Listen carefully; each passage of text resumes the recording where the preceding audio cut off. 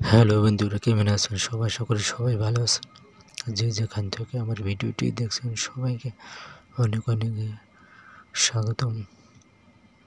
আমি আপনাদেরকে আজকে নিয়ে যাব সাভার স্মৃতিসৌধ দেখানোর জন্য। এবং এর চারপাশে পরিবেশটা কেমন দেখতে। আসলে অনেকে হয়তো সাভার স্মৃতিসৌধে এখানে আসে পুরোপুরি দেখতে পারেননি। আজকের এই ভিডিওর মাধ্যমে আপনাদেরকে একটু দেখানোর চেষ্টা করছি। আশা করি ভিডিওটি শেষ পর্যন্ত কন্টিনিউ করবেন। আমি বর্তমানে স্মৃতিসৌধের একদম কাছাকাছি অবস্থান করছি। এখান থেকে একদম কাছ থেকে ভিডিও মাধ্যমে আপনার দেখানোর চেষ্টা করছি। অনেকে হয়তো এখানে সরাসরি স্মৃতিসৌধটি দেখে গেছেন। এটি হলো স্মৃতিসৌধ। সামনের দিকটি দেখতে পাচ্ছেন কত সুন্দর মনোরম পরিবেশ। চারপাশে অসংখ্য গাছগাছালিতে ভরা দেখতে পাচ্ছেন। পরিবেশটাও কিন্তু অনেক সুন্দর লাগতেছে। যা এখানে না আসলে কিন্তু আপনি এই সৌন্দর্য উপভোগ করতে পারবেন। যদি আপনার হাতে যদি সময় হয় তাহলে আপনি এখানে এসে সরাসরি স্মৃতিসৌধটি দেখতে পারেন। এই স্মৃতিসৌধটি আমাদেরকে বারবার স্মরণ করিয়ে দেয় আমরা যে ৩০ লক্ষ শহীদের বিনিময়ে যে বাংলাদেশ স্বাধীনতা লাভ করে তার স্মৃতি চরণ বা তাদের স্মৃতি ধরে রাখার জন্য এই স্মৃতি স্তম্ভটি নির্মাণ করা হয়।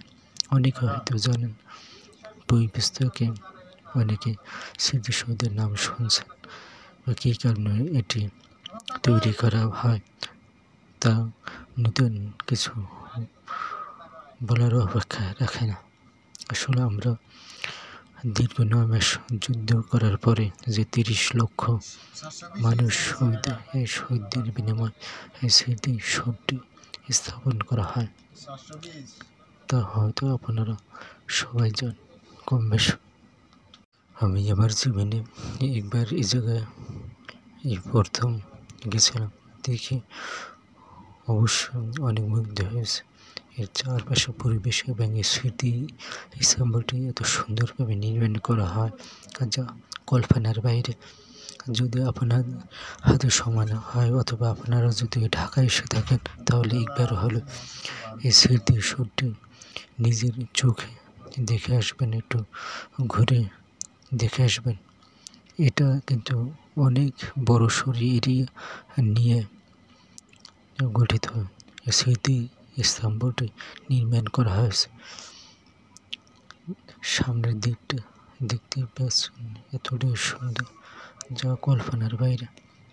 আমি জায়গায় দাঁড়িয়ে নিজ ভিডিও করে আপনাদের সামনে একটু শেয়ার করার চেষ্টা করছি।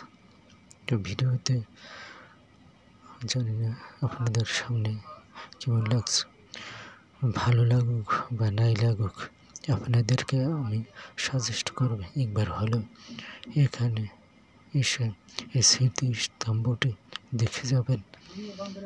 স্মৃতিসৌধটি দেখার জন্য বিদেশ থেকেও অনেক পর্যটক আসে এটি দেখার জন্য এবং এর সৌন্দর্য উপভোগ করার জন্য। এটি হলো সাভার স্মৃতিসৌধ পিছনের দিকটা। এটাও আপনাদের ভিডিও করে শেয়ার করলাম। তো ভিডিওটি বেশ বড় করবে না। ভিডিওটি আজ এই পর্যন্ত। ভালো থাকবেন সবাই।